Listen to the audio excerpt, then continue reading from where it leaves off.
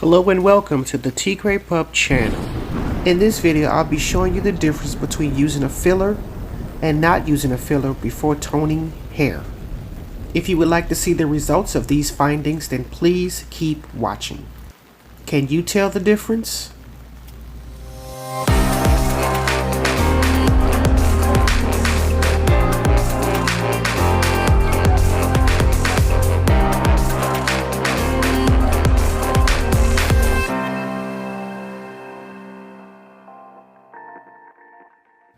Okay, first we need to define what is hair's porosity, and that should say porosity, not prosperity. Okay, hair's porosity is your hair's ability to absorb and retain moisture.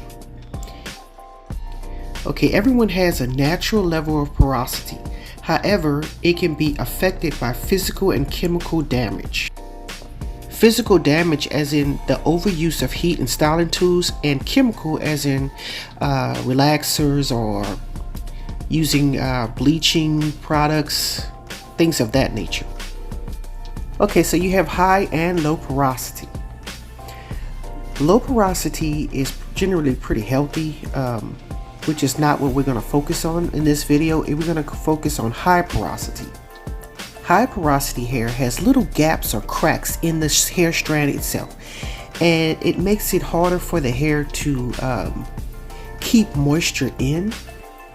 But on the other hand, products can easily be absorbed by the hair. Okay, so when we were in school, it was the difference between an open and closed door. Okay, so with high porosity, the door is open and anything can come in and out. However, with low porosity, the door is closed, and it makes it a little bit more difficult because some people may have a key, some people can't unlock the door or open the door, and things of that nature. Okay, so now that we know this, we're going to try to figure out how does hair porosity affect hair color. Okay, so porous hair absorbs color faster, and it always goes cooler in tone. So for example, if you had bleached your hair blonde or something, and you use like a light brown to try to tint your hair back and it might go black, that is an example of your hair being highly porous, and it like a sponge, and it just sucked up all of the cooler aspects of the color, and the color would come out very dull and lifeless and very ashen.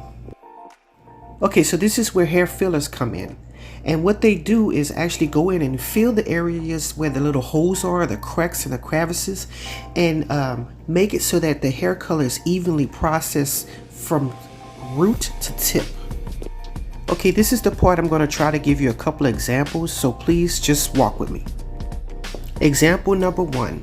You can think of hair color fillers as primers, makeup primers. Before applying your makeup for a smooth and even canvas, you would apply a primer. Okay, does anybody remember the old VO5 commercials in the 90s when it was very popular, and it would have a strand of hair and it had little cracks in it and gaps missing, and the oil would go in and fill in those gaps, creating stronger, healthier hair? Unfortunately, I couldn't find those pictures, so I'm using these images, but that's basically what a color filler does. Okay, so there are many things you can use as a hair color filler. When I was in beauty school, we used conditioner on dampened hair, and just a very small amount just to get it throughout so that it will even the porosity of the hair, and then we would apply the color. You also have the option to use ready-made fillers, hair color fillers that you can purchase at your stores or whatnot. And there's also another option where you can actually use hair color diluted with distilled water and apply to the hair before applying your color. You would just have to check the manufacturer's instructions as far as what shades to use, or you could just use your underlying pigment chart to create a color. I would also like to say that it's not necessarily just for tint back blondes. There are a couple of other things you can use a filler for, and I'm going to show you that in a second. Okay, so in this particular video, I'm going to show you the colorful brand of protein color fillers that they have at Sally Beauty. And I'm showing you 3 options here, but actually there's a 4th. Okay, so as you can see here, we have our warm brown, we have our red, and we have our platinum, but there's also a neutral, and that's the one I'm going to be using today. And just for clarification, the neutral can be used on any color. Okay, right here I'm just showing you the available options in the colorful color filler line. We have your red, which would be used on red hair or red brown hair. You have your warm brown, which would be used on brown hair, and your platinum is for like reducing the brassiness in blonde hair. I remember they used to have a gold or a red gold or gold red or something like that, and that would have been used on blonde hair or warm blonde hair, but I think they discontinued it. Right here I'm just showing what this product is used for. It restores hair damaged by active chemical processing and hot styling. It colors, primes, and fills hair's porous ends, and it helps color last and last. As you can see here, this is the instructions for use. You can use it as a color corrector or a color refresher. It's really up to you. Like I said, it's not only just for filling in color for tint back blondes. Okay, so we have our model here. Here's what our hair looks like after we finish removing red hair color.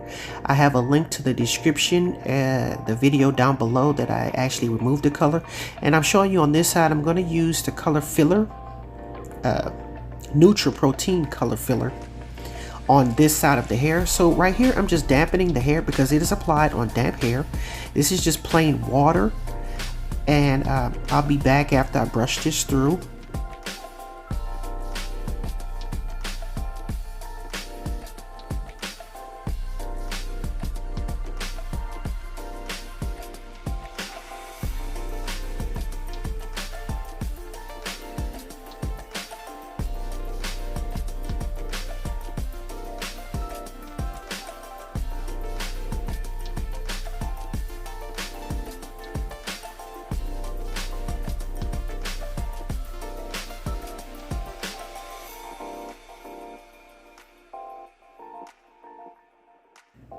Okay, so the instructions say you use 1 ounce of color, whatever. So that's what I'm doing here. I'm measuring 1 ounce, and I'm going to use that and put that in my spray bottle, and I'm going to spray it on the hair. But I'm going to remove most of the moisture that I had sprayed in the hair with the water.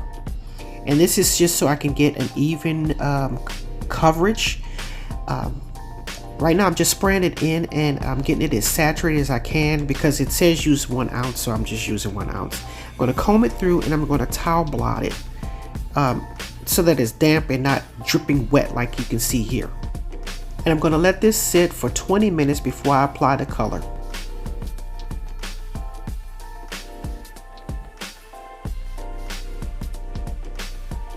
Okay, right here I'm just showing you the hair color that I used, and with her head turned away from us, on the left hand side is the one where I applied the hair color filler, and I'm going in as quickly as possible because I want it I don't want it to absorb too fast or to have it too dark in one area and too light in the other area. So I'm starting with the filler side, the side that I used the filler, and then I'm going to go and do the other side where I didn't use any filler, so we can make that comparison. I would also like to note that the side with the filler, it's a lot easier to apply because on dry hair it's not as easily to apply, I guess. So right here is easier to apply because the hair is damp, and it's easily to be able to distribute the hair evenly throughout the entire strand without having to worry about having had missed spots and whatnot. So we're gonna do this side until I get to the other side.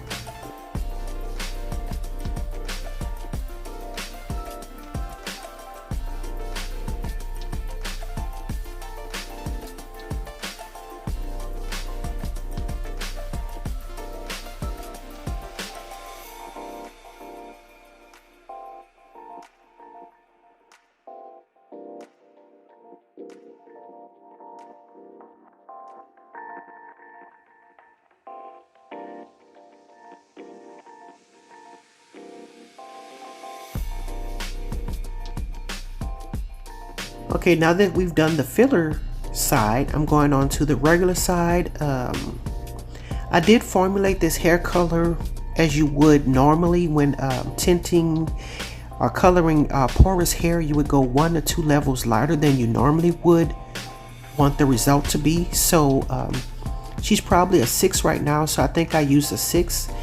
I didn't want her to go like really dark, so that's what I'm doing here. I believe her hair is a level 6, and I'm using a level 6, so I'm expecting a level 5 or 4 result.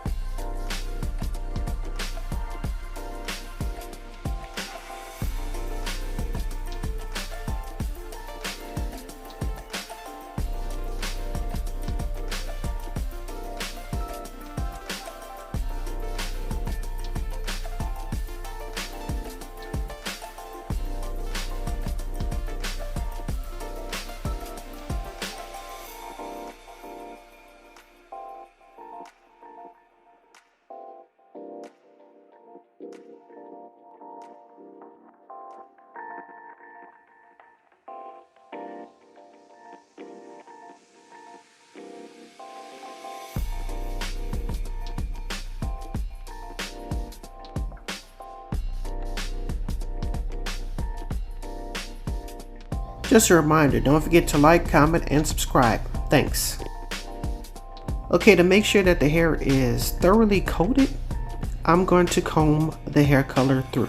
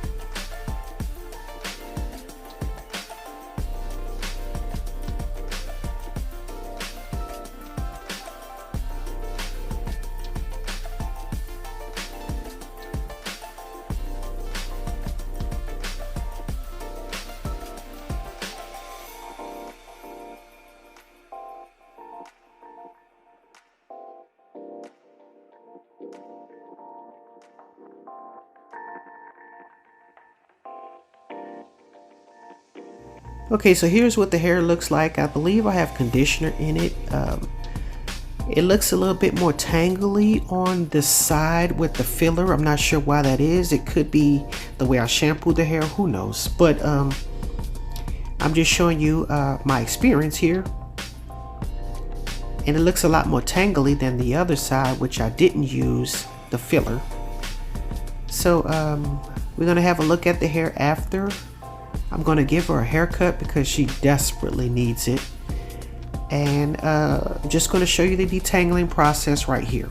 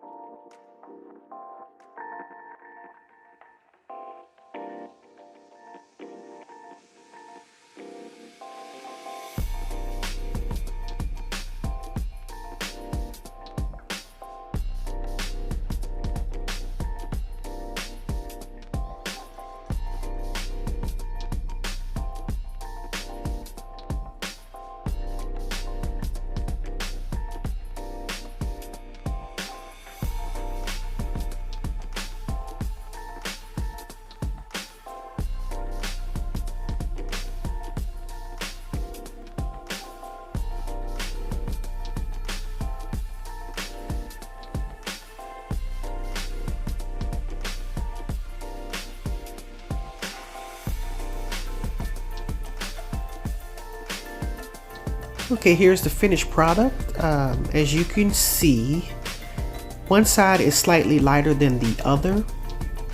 The side on your right, it is the side where I used the filler, and the side on the left is the color I used by itself. Me personally, I believe I like the left hand side better. However, this is a question of whether or not the filler did its job. Okay, so when I used the hair color, I was using a level 6, and that's exactly what I got on the right hand side. However, on the left hand side where I didn't use any filler, it came out much darker, so it's like a 5, which is a shade darker than the color I actually used.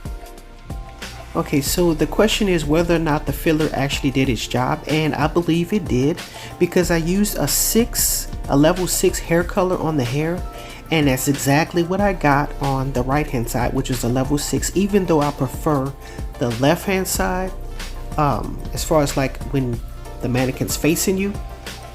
So the filler did its job. So in this particular case, the filler was on tone. So that's what happened in my experiment today.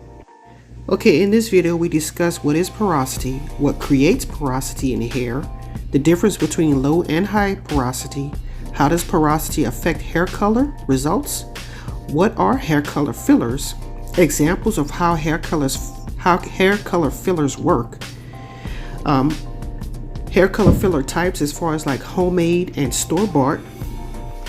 We also got to see how I applied my color after using the hair color filler on one side, and what was my finishing results. I also gave you a brief commentary as far as like the different results and whether or not this can work for you. Okay, so I think that about covers it. I hope we have a good understanding of hair color fillers, and I hope you learned a lot in this video. Don't forget to like, comment, and subscribe. And as always, thanks for watching.